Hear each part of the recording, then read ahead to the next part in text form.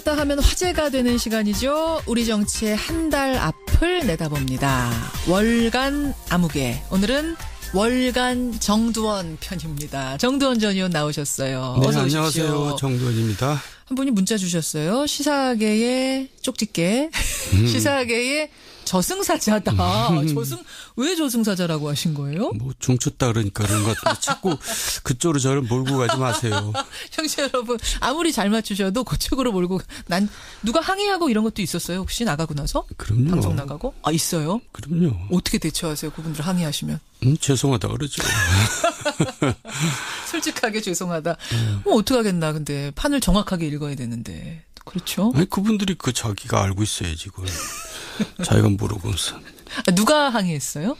그걸 어떻게 그걸 어떻게. 그러니까 반기문 전 유엔 사무총장 같은 경우에 종쳤다라는 말 하고 나서 진짜 한 얼마 만에 종쳤죠? 예. 하루였죠. 예. 요런 상황들을 정말 정확하게 예측하고 계신데 그나저나 6월의 마지막 날입니다. 오늘이 정 의원님. 아 그렇네요. 내일이면 7월. 네. 여름휴가 계획은 좀 세우셨어요? 아이고 뭐 저는 맨날 놀고 있는데요. 아니, 맨날 휴가예요. 맨날. 백수가 더 바빠요 원래. 네? 그렇지도 않아요. 어떻게 그래서 여행 같은 건 안 가시는 거예요? 글쎄 저 안 가본데 좀 가보려고 그러는데 베트남 안 가봐서 한번 가보려고. 베트남. 괜찮아. 더 더운 데로 한번 가보려고. 여행 얘기가 나와서 말입니다. 좀 갑자기 궁금해지는데. 정두원 전 의원도 뭐 정상회담이든 아니면 국빈 초청으로 어디 해외든지 이렇게 갈 일이 많이 있으셨죠? 국회의원 하실 때. 뭐 의원 외교? 의원 외교. 네. 그렇죠. 가면은 이 국가마다 나라마다 확실히 대접이 다릅니까? 다르죠. 달라요. 예. 어떤 식으로? 아무래도 이제 뭐 한 말이지만 선진국 후진국 차이가 드러나죠. 그러니까 이제 우리가 후진국이라고 보통 얘기하는 나라 가면 대접이 좋고 오히려 선진국 같은 데 가면 대접이 이제 소홀하고 그렇죠. 아무래도 내려다보는 게 있어요. 근데 재미있는 게 중국 같은 경우는 옛날에 가면 극진히 대접을 해줬거든요. 그냥 만찬도 그냥 어마어마하게 화려하게 해주고 술도 엄청나게 먹이고 이제 그랬는데 나라가 점점 강해지면서 이제 태도들이 점점 달라지는 게 눈에 보이는 게 이제는 뭐 대접이 옛날 같지 않죠. 근데 이제 미국 같은 나라 가면은 어떤 경우는 상원의원이나 하원의원 만날 때 스탠딩으로 만나고 와요. 왜요? 스탠딩 파티? 파티가 아니라 그냥 그 면담을 스탠딩으로. 그러니까 바쁘다 이거죠. 스탠딩으로 대충 얘기하고 앉지도 않아요, 소파에? 앉지도 않고 그런 경우도 있고. 뭐 그런 얘기는 창피해서 잘 얘기를 안 할 거예요. 처음 들어요, 저도. 네. 근데 유럽 같은 데 가면은 이제 뭐 괜찮은데 거기는 무슨 대접하고 이런 건 없죠. 비즈니스. 거기 워낙 실용주의니까. 예. 근데 놀라운 거는 장관실에 이런 데가 너무나 소박해요. 우리나라 무슨 과장실 정도, 국장실 정도. 장관실인데도. 굉장히 낮인데도 불 다 꺼 있고 낮이니까 에너지 절약하느라고 그래요. 그런 게 인상적이고 그렇더라고요. 확실히 그러니까 이게 내려다보는 것과 뭐 올려다보는 선진국 좀 나라의 국력이라는 게 어쩔 수 없어요. 국빈 대접하는 차이가 있는 거군요. 그래요. 재밌는 면이네요. 어쨌든 베트남 잘 다녀오시고 우리는 월간 정청래로 가보겠습니다. 정두원으로. 죄송합니다. 두 분이 같이 나오셨던 기억이 있어서 죄송합니다. 사과 정확하게 하고 월간 정두원으로. 지금 제일 어려운 것부터 가볼까요, 정 의원님? 국민의당. 지금 민주당에서는 대선 공작 게이트다 이렇게까지 부릅니다. 어떻게 보세요, 이 제보 조작 사건? 엄청난 사건이죠. 엄청나죠. 그러니까 이제 국민의당의 존립이 흔들거릴 정도의 사건인데 이렇게 생각해요. 알고는 그렇게 안 했겠죠. 하지만 윗선들이 다 그걸 써먹었어요. 왜 그러니까 모르고 했다 하더라도 책임에서 자유롭지는 않고요. 그리고 또 한편으로는 국민의당이 지금 어렵잖아요. 내년 지방선거 생각하면 다들 깝깝하거든요. 후보들도 안 나타나고. 그러니까 이제 울고 싶은데 뺨 때린 격이 됐을 수도 있어요. 뭔가 이제 민주당하고 합치고 싶은데 뭔가 지금 이합집산을 하고 싶은데 이런 일이 생겼으니까 이제 어떻게 보면 이제 그런 기회가 온 거죠. 잠깐만요. 그러니까 지금 지방선거 앞두고 나 출마해야 되는데 국민의당 이름으로 될까 말까 하는 그 사람들한테 아니 이제 후보를 못 내는 거죠. 국회의원들이 지역에서 나가려고 하는 후보를 사람 못 찾는 거죠. 그러니까 그 당이 되겠어요. 그래가지고 또 후보가 있어도 뭐 다 떨어지니까. 그런 뭐 울고 싶은 와중인데 예, 뺨 때리듯이 그리고 사건이 자기도 터졌다. 그렇잖아요. 다음 이제 국회의원 총선. 선거 때 이제 굉장히 어렵게 지금 생각되잖아요. 예. 재선이. 예. 그러니까 뭔가 지금 뭐 이 상태로는 안 되겠다 하고 있을 때 이런 일이 생겼으니까 굉장히 반가운 사람들은 굉장히 많죠. 아니 이건 조금 위험한 말씀. 위험한 게 위험한 거 아니라 아니에요? 사실이죠. 그러니까 만약에 나라면이라고 예. 생각해 보는 겁니다. 라면 그런 사람들도 지금 겉으로 그런 사람이 없지만 예. 속으로 그런 사람이 있을 수도 있다. 그 말씀을 그러면 다시 해석해 보면 이른바 엑소더스 대탈출이 시작될 수도 있다고 보세요. 탈출이란 표현은 너무 심했고요. 어쨌든 이 명분이 생기는 거였죠, 점점. 그러니까 이제 명분. 더 솔직히 얘기하면 예. 안철수로부터 자유로울 수 있는 명분이 생기는 거죠. 그러니까 안철수를 국민의당에서 떼낼 수 있는 이제 시기가 온 거죠. 아니 안철수 전 대표가요.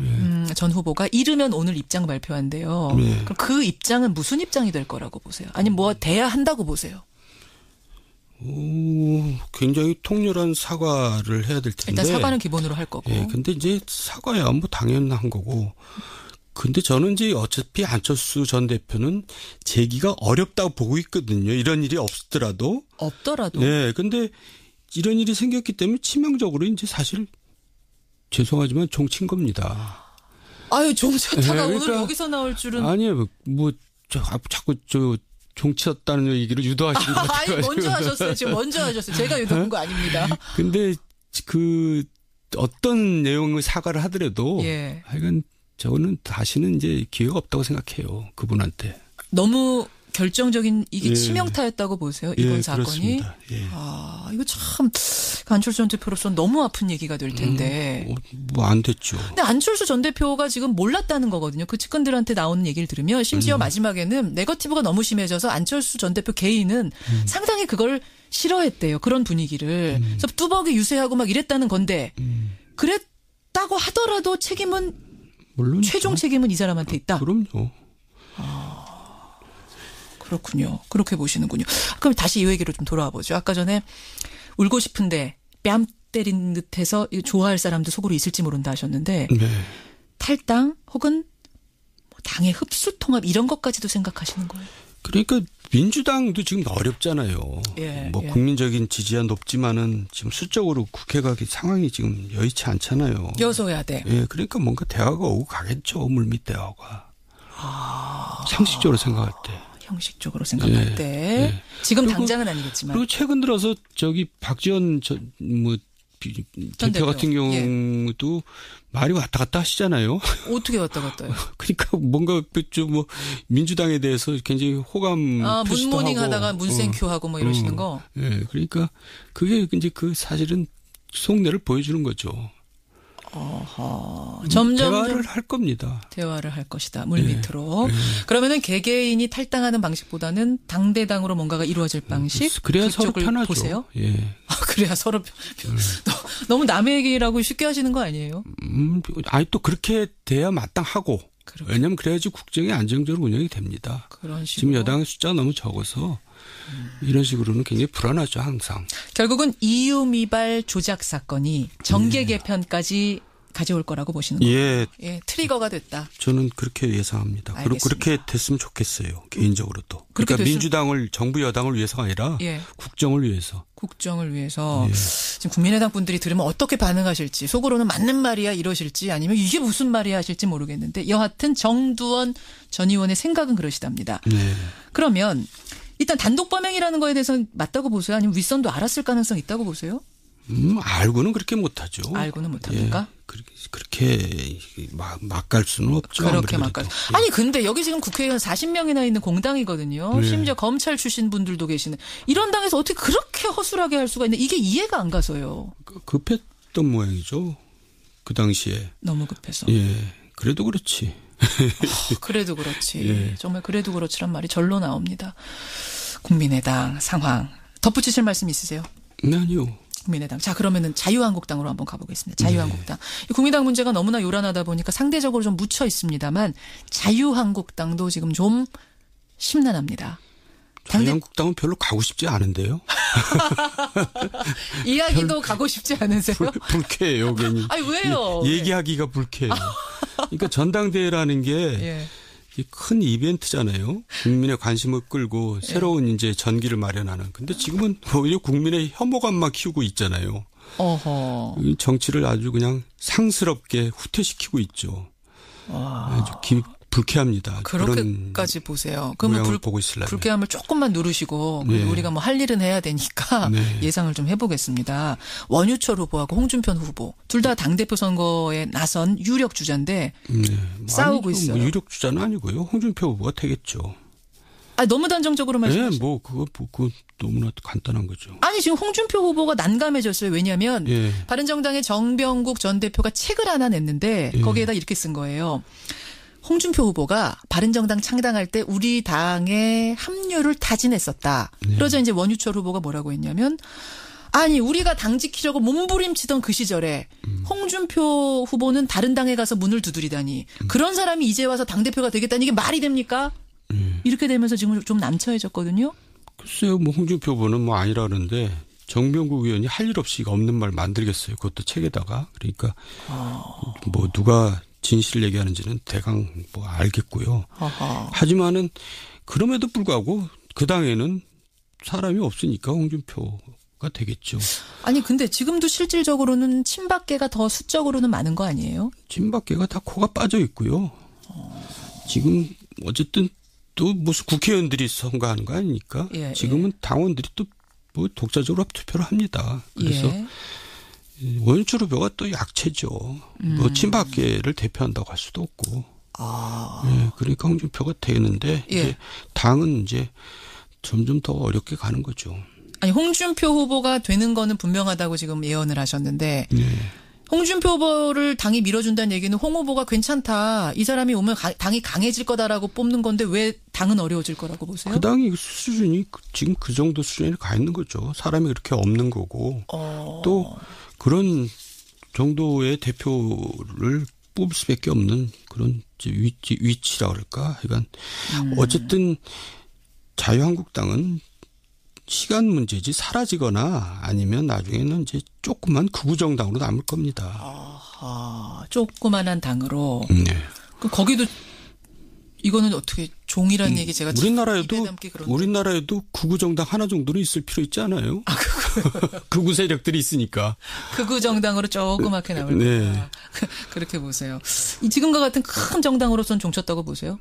종쳤죠. 종쳤다고. 예. 이야, 그렇게 보시는군요. 그런데 제가 지금 무슨 얘기를 바른정당 말입니다. 지금 이제 정두원 전 의원은 무소속입니다, 여러분. 그렇기 때문에 제가 편안하게 질문을 드리는데 지금 수적으로 보면 바른정당이 훨씬 약체거든요. 네. 바른정당은 그럼 어떻게 보세요? 바른정당이요? 예. 바른정당도 뭐 사실 자유한국당하고 그렇게 차별성이 없기 때문에 국민들이 지지를 보내지 않고 있는 거죠. 차별성이 없다고 보세요? 얼굴이 없어요.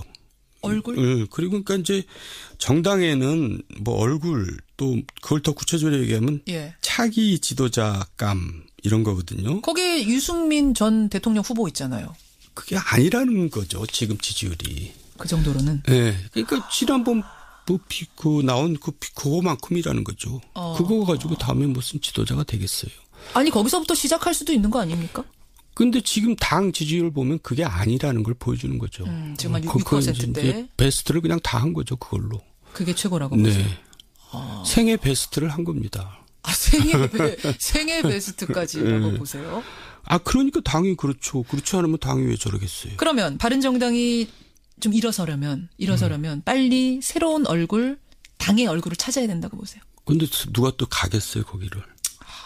그래서 결국은 내년 지방선거를 전후해서 예. 결국 정당 간의 이합집산이 이루어지고 이제 그걸 정기 개편이라고 그러죠. 그렇죠. 그러면서 이제 우리나라 정당 여러 가지 모양이 이제 바뀌겠죠. 어떻게 예상하세요? 좀 이르긴 합니다. 저도 예상은 잘 안 돼요. 안 되세요? 예. 어려워요. 아까 민주당과 국민의당은 합할 것 같다는 말씀은 이미 하셨고 바른정당 자유한국당도 급해지면 합할 가능성 있습니까? 있죠. 있습니까? 예. 바른정당은 지금 절대 그런 일 없다고 하는데. 아니 뭐 이해운 대표 얘기 보면 좀 이상스러운 부분도 있고 그래요. 어디요? 아니 그러니까 왜 그러냐면 예. 이제 이거 현실 정치를 해본 사람들이 이제 아는 얘기인데 예. 지방선거를 다시 얘기하지만 지방선거를 생각하면 갑갑한 겁니다. 후보를 못 구하고 있어요. 바른정당이나 지금 자유한국당이나. 아니 후보가 안 나오면 국민의당이나. 그냥 안 나오는 대로 치르면 안 돼요? 아니, 그러면 이제 정당 자체가 점점 사라진다는 얘기죠. 왜 네. 자기가 후보를 못 내면 자기 선거 때 이제 도와줄 사람이 없다는 맞아요. 거죠. 바로 그거죠. 여러분, 그러니까 나와서 꼭 당선이 되느냐 아니냐를 떠나서 지역마다 하나씩 후보 내는 게 그렇게 중요하다면서요. 자기 선거 때 이제 전혀 도움을 못 받는. 조직이 만들어지냐 안 만들어지냐. 자기도 떨어진다는 얘기죠. 후보를 못 구한다는 얘기는 그렇죠. 자기도 다음에 떨어진다는 얘기거든요. 예. 결국 자기 문제 때문에 머리가 아픈 거죠. 그렇게 현실적인 것에 직면하다 보면 결국은 지금은 절대 아니라고 하더라도 닥쳐서는 선거 닥쳐서는 합칠 수도 있다. 네. 아하, 그렇게 정계 개편을 내다보고 계시는 거군요. 알겠습니다. 덧붙이실 말씀 있으세요? 자유한국당? 아니요, 별로 더 이상 하고 싶지 않아요. 자유한국당 넘어가겠습니다. 지금 시간 별로 안 남았는데 인사청문회 얘기 잠깐 할게요. 인사청문회. 네. 아, 지금 야당의 태도, 여당의 태도, 정부의 태도, 청와대 태도 어떻게 보세요? 일단 조상무를 강행할 경우에는 예. 민심이 꺾일 거라고 봐요. 대통령에 대해서. 조상무라 하면 김상조 트리오 지금 하고 있는. 조대엽, 김상곤, 송영무. 예. 이제 오만한 게 되죠. 대통령이. 왜냐하면 왜 과거에는 그 불통이었던 예. 박근혜 전 대통령도 예. 지명하고도 사퇴시키고 그랬거든요. 어허. 이 정도면. 이 정도면. 네. 근데 제가 봐도 심해요. 그리고 특히 직무 관련성에서 하자가 있기 때문에. 예를 들면 어떤 사람? 다 세 명 다 그렇죠. 아, 세 명 다라고 보세요? 자기 업무하고 다 하자들이 있잖아요. 특히 송영무 장관 같은 경우가 제일 심한데 장관. 자기 업무와 관련해서 그 고액 자문료도 받고. 아니 해명이 지금 청문회를 통해서 됐다라고 여당은 좀 자신 있게 얘기하는데요. 여당이 그렇게 얘기를 하겠죠. 그렇지만 제가 느끼기에는 민심이 굉장히 안 좋은 것 같은데요. 송영무 후보자에 네, 대해서. 그래서 계속 밀어붙일 경우에는 예. 민심이 꺾일 겁니다. 아, 송영무 후보자 해명한다고 사실은 해명했고. 그래서 하지만 적어도 셋 중에 한둘은 희생이 불가피하지 않느냐 그렇게 보는데 제가 볼 때는 그냥 강행할 것 같은데요. 그렇게 보이세요. 네. 하지만 그럼 강행하고 나서 민심은 꺾일 수 있다. 지금 상당히 고공 지지율이 있기 때문에 가는 것인데. 고공 지지율 때문에 오만한 거죠. 국민들은 오만한 것도 못 참습니다. 한두 명에 대한 희생은 필요하다는 걸 느껴야 된다. 본인을 위해서 필요한 거죠. 대통령 본인을 위해서. 그렇게 보세요. 그럼 제일 잘한 인사는 혹시 누구였다고 보세요? 초기에는 잘했어요. 윤석열 중앙지검장이나 예. 노태강 문체부 차관, 예. 경제부총리 또 보훈처장 잘하다가 이제 결국은 현실이 그래요. 우리나라 현실이. 그러니까 지금 우리 현대사가 참 어렵게들 다 사느라고 그렇게 다들 맑지가 않아요. 그런데 청문회 인사 기준은 너무 높고 예. 그 괴리가 크다 보니까 예. 언제 청문회가 조용한 적 봤어요? 없죠. 예, 그러니까 굉장히 자신했던 게 잘못이죠. 예. 현실이 그런 거를 모르고 이제 인사 기준을 너무 높게 공약을 했던 거죠. 아하, 알겠습니다. 그런 부분들 때문에 결국은 민심을 좀 봐야 하는데 지금 정도원 전 의원이 느끼는 민심은 한두 사람 정도의 희생이 필요하지 않겠는가라는 조언 정부에 대고 하셨어요. 오늘 여기까지 월간 정도원을 볼 텐데 청취자 6968님이 주간 정도원으로 좀 개편해주면 안 되겠느냐 조언 제안을 하셨어요. 그러자 9621님이 일간 정도는 안 되겠습니다. 괜찮으세요? 한 달 정도도 힘든데 어떻게? 아예 할 일 없으시다면서요. 네? 그렇다고 와서 아무 말 할 수 없잖아요. 굉장히 바쁘세요 요새 정도원 전 의원. 이제 7월입니다. 월간 정도원이니까 7월 정말 여름에 한복판에 만나 뵙겠네요. 네. 예, 베트남 잘 다녀오시고요. 네. 베트남 커피 한 잔. 네, 그러겠습니다. 여기까지 월간 정도원 수고하셨습니다. 건강하세요.